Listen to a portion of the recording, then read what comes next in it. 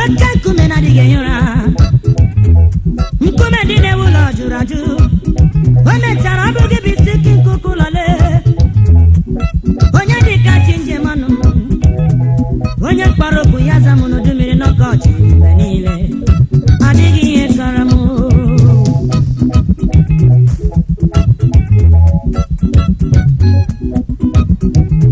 Brother, you tell me na ịdị mma ga-abịara m.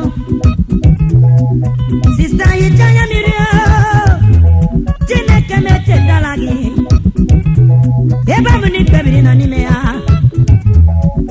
ọ gaghị enwe ihe kọrọ gị n'elu ụwa, maka na ị nwere Abraham na nna. Ị nwere onye na-ekwuchetere gị ọnụ. Asịkwarị m ụwa na-esi ike o.